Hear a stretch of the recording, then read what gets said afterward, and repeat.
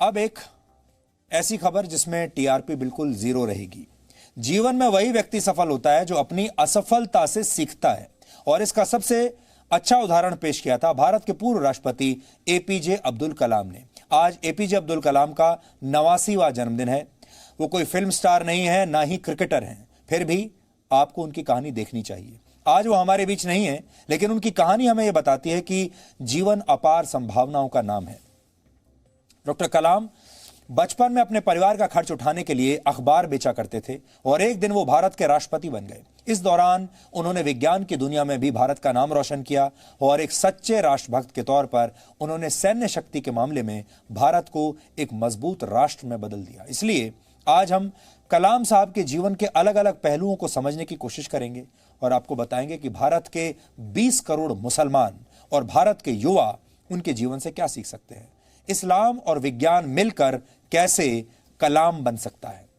Doctor Abdul Kalam कहते थे, अगर आप असफल भी हो जाएं तो आपको उम्मीद नहीं छोड़नी चाहिए, क्योंकि उनकी नजर में अंग्रेजी के शब्द फेल का अर्थ असफलता नहीं था। अब आप सोचिए, अंग्रेजी का एक शब्द है फेल, FAIL, बल्कि वो इसका अर्थ जो निकालते थे वो था फर्स्ट अटेम्प्ट इन लर्निंग, यानी असफलता सीखने की दिशा में पहला प्रयास, उसका मतलब है fail.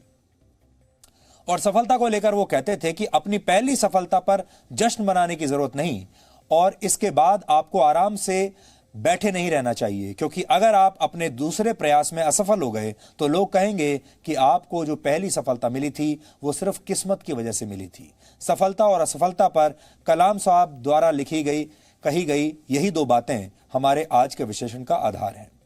Doctor APJ Abdul Kalam का जन्म 15 अक्टूबर 1931 को रामेश्वरम के एक मुस्लिम परिवार में हुआ था।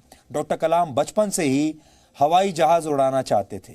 जब वो 5वीं कक्षा में थे तब आसमान में उड़ती हुई चिड़िया देखकर उन्होंने अपने शिक्षक सुब्रमण्यम अय्यर से एक सवाल पूछा था कि ये चिड़िया आसमान में कैसे उड़ती हैं। उनकी यही जिज्ञासा कुछ वर्षों के बाद उन्हें देहरादून ले आई, जहां उन्हें भारतीय वायुसेना का पायलट बनने के लिए एक इंटरव्यू देना था, क्योंकि वो इंडियन एयरफोर्स में पायलट बनना चाहते थे। 25 उम्मीदवारों में उन्होंने 9वां स्थान हासिल किया, लेकिन उस समय जो पद थे, पोस्ट यानी वैकेंसी जो थी, वो सिर्फ 8 थी। 8 लोगों की जरूरत थी और कलाम साहब का जो नंबर था वो था 9वां। यानी कलाम साहब पायलट बनने के अपने प्रयास में जरा से चूक गए और असफल हो गए, लेकिन उनका हौसला टूटा नहीं। वो आगे बढ़ते रहे।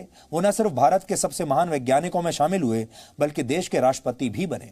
ऐसे राष्ट्रपति जिन्हें भारत ही नहीं बल्कि दुनिया भर के लोग प्यार करते थे। या आपको यह समझना चाहिए कि अगर डॉक्टर कलाम अपने पहले ही प्रयास में पायलट बन गए होते तो देश को एक महान वैज्ञानिक नहीं मिलता और एक महान राष्ट्रपति भी इस देश को नहीं मिलता।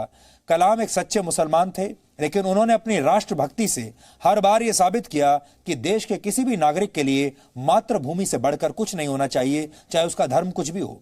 आज हमारे देश के उन करोड़ों मुसलमानों को डॉक्टर कलाम से सबक लेना चाहिए जो देश में रहते हुए भी खुद को देश का हिस्सा नहीं मानते। ऐसे लोगों को कलाम साहब के रास्ते पर चलने की कोशिश करनी चाहिए, जो इस देश में 2 कानून और 2 संविधान के पक्ष में रहते हैं। जो लोग मदरसों में पढ़ाई को अपना हक मानते हैं, उन्हें भी डॉक्टर कलाम के जीवन से सबक लेना चाहिए। डॉक्टर कलाम किसी मदरसे में नहीं पढ़े, लेकिन हमें यकीन है कि अगर वो ऐसा करते भी तो भी वो अपने लक्ष्य से कभी भटकते नहीं, क्योंकि बुराई मदरसों में नहीं है, बुराई देश को अपना देश न समझने वाली सोच में है।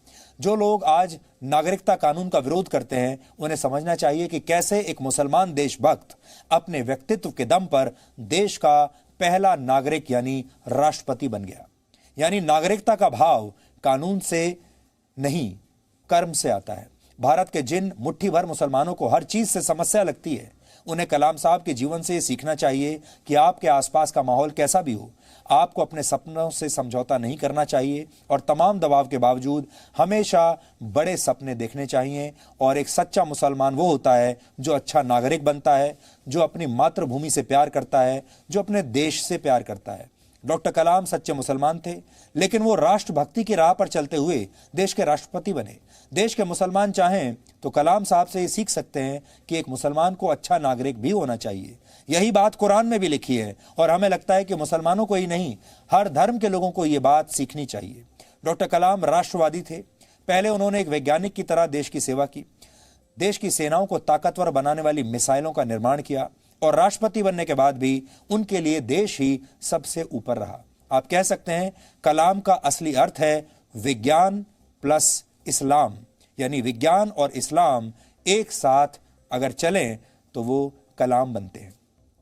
आप चाहें तो कलाम साहब और उनके जीवन को सेकुलरिज्म की आदर्श परिभाषा मान सकते हैं। वो खुद एक मुसलमान थे, उन्होंने ईसाई स्कूल से पढ़ाई की और भारत की परंपराओं को पूरी तरह से अपनाया। वो भगवत गीता भी पढ़ते थे और वीणा भी बजाते थे। उन्होंने कभी भी भारत की परंपराओं को हिंदू और मुसलमानों में बांटने की कोशिश नहीं की। अब आपको बताते हैं कि देश के युवा डॉक्टर कलाम से क्या सीख सकते हैं। डॉक्टर कलाम एक मशहूर वैज्ञानिक थे, बाद में राष्ट्रपति बने, लेकिन इन पदों पर रहने के बावजूद उनकी सादगी पर कोई असर नहीं पड़ा। डॉक्टर कलाम जीवन भर एक आम इंसान बने रहे। आजकल के युवा उनसे ये जरूर सीख सकते हैं कि जीवन भर अपनी सफलताओं के बावजूद आम इंसान बने रहना चाहिए। डॉक्टर कलाम ने कहा था, सपने वो होते हैं जो आपको सोने ना दें। बड़े बड़े सपने देखने वाले भारत के युवाओं के लिए एक बड़ी सीख है, क्योंकि देश के ज्यादातर युवा अपने सपनों को पूरा करने से पहले ही हार मान लेते हैं, यानी किसी छोटी सी मुश्किल का भी मुकाबला नहीं कर पाते। उनकी एक और बड़ी बात है जीवन भर सीखते रहना। डॉक्टर कलाम मानते थे जीवन में सीखने की प्रक्रिया हमेशा चलती रहनी चाहिए, जारी रहनी चाहिए। वर्ष 2007 में डॉक्टर कलाम ने यूरोपियन यूनियन की संसद में एक भाषण दिया था। उन्होंने अच्छे व्यक्तित्व की परिभाषा को जिन शब्दों में बयान किया था वो आज आप सबको सुनने चाहिए। As we say in India, where there is righteousness in the heart, where there is righteousness in the heart, there is beauty in the character. When there is beauty in the character, there is harmony in the home. When there is harmony in the home, there is harmony, there is an order in the nation. When there is order in the nation, there is peace in the world.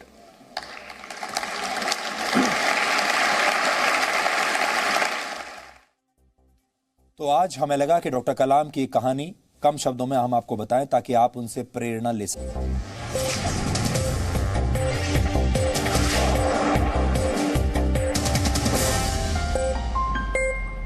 Presenting B News app, available on Google Play and App Store. Download it now.